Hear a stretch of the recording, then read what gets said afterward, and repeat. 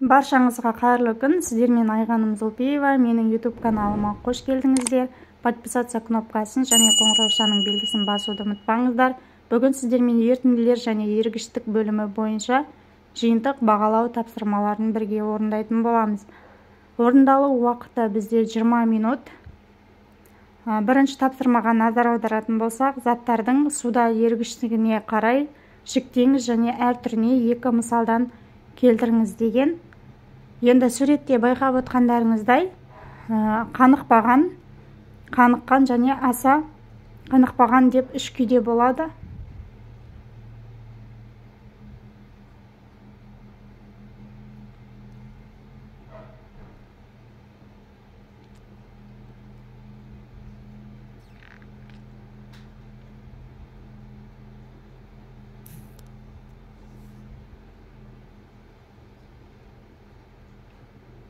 Суретке назар аударатын болсақ, яғни судың жалпы массалары 100 граммнан жаңағы 100 граммда 1 граммнан артық еритін болса, онда жақсы еритін болады. Ал егер 100 грамм суда 1 граммнан кем заттың еруі болса, онда аз еритіндер болады. Ал 100 грамм суда 0,1 граммнан кем заттың еруі ол ерімейтіндерге жатады екен. Яғни бірінші суретте кальций хлориді, екінші суретте кальций гидроксиді, үшінші суретте кальций карбонаты, яғни үш затты белгілеуге болады екен.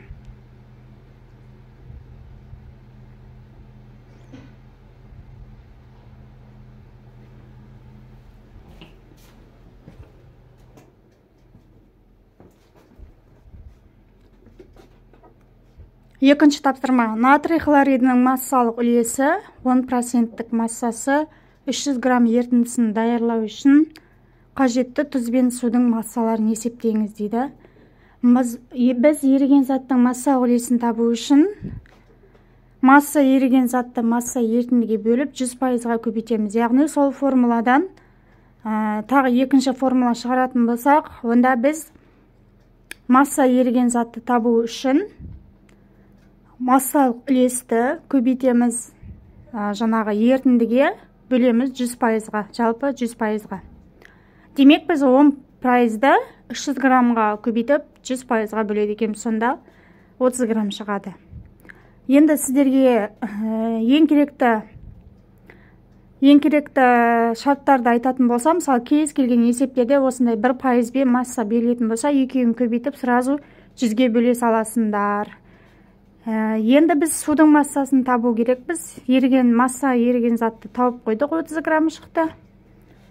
Енді судың массасын табамыз. Судың массасын табу үшін біз ерітіндіден азайтамыз. Масса ерітіндіден граммды азайтамыз. Яғни бастапқыда бізде 300 грамм ерітінді берілген еді ғой, сол 300 грамм ерітіндіден 30 грамм тұзды азайтамыз. Сол кезде бізде судың массасы түзіледі.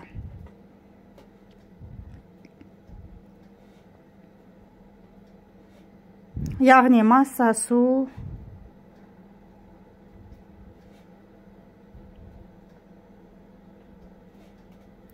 масса ерітіндіден азайтамыз масса тұзды немесе еріген затты.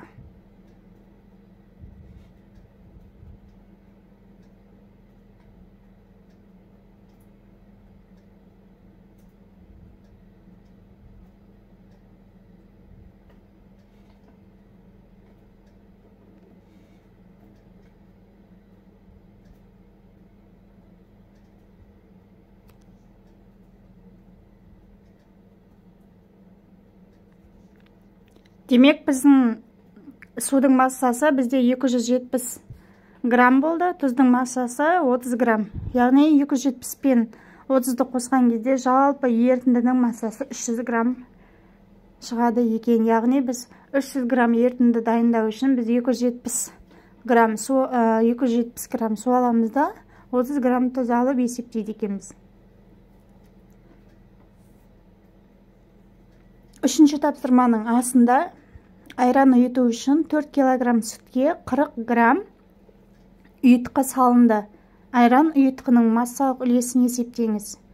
Біз 4 килограммды граммға айналдырып аламыз, яғни 4000 грамм Енді массалық үлесін табу үшін біз масса еріген затты масса ерітіндіге бөліп 100%-ға көбейтеміз.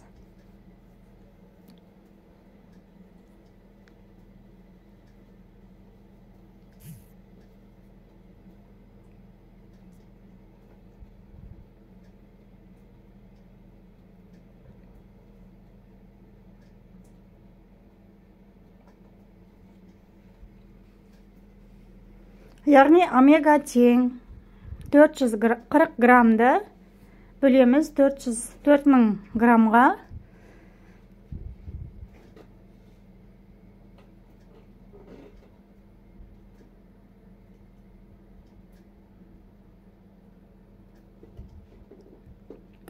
Қырық граммды 4000 граммға бөліп 100%-ға көбейтеміз. Сонда есептің жауабы 1% шығады.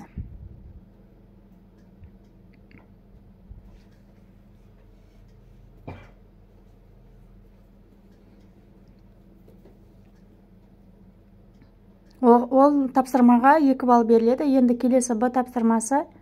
Калий гидроксидінің көлемі 1500 мл. Ерітіндісінде 16 грамм еріген зат болса, осы ерітіндінің молярлық концентрациясы қанша болатынын есептеңіз. Енді бізде еріген затымыз 16 грамм, көлем, яғни В 1500 мл-ге тең. Ал бізде молярлық концентрацияны табатын болсақ, ең бірінші формулаға қажет болады. Яғни молярлық концентрацияны С әрпімен белгілейміз.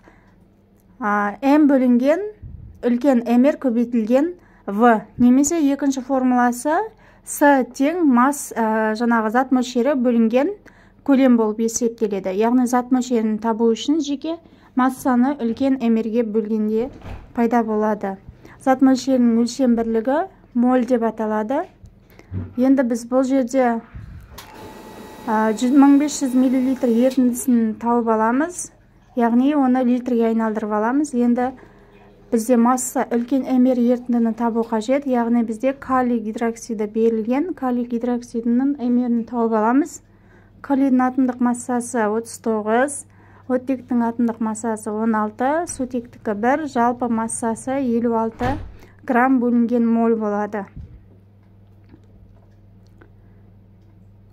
Енді бізде 16 грамм бізде еріген затымыз болып тұр. Енді масса үлкен мр ерітінді табылды 56 болады. Яғни астыңғы бөліміне жазамыз 56 грамм бөлінген моль. Енді формулаға қоямыз, енді көлемді жазу керек біз. 1500 мл-ді литрге айналдырып алсақ болады.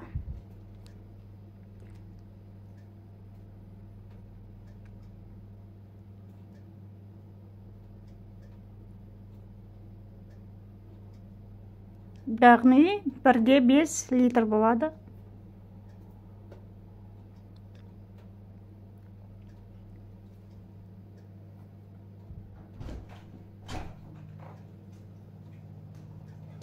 Есептің жауабы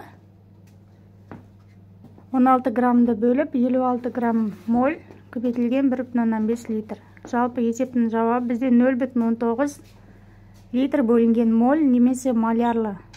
Яғни молярлық концентрацияның өлшем бірлігі бізде молярлы болып саналады, немесе литр бөлінген моль.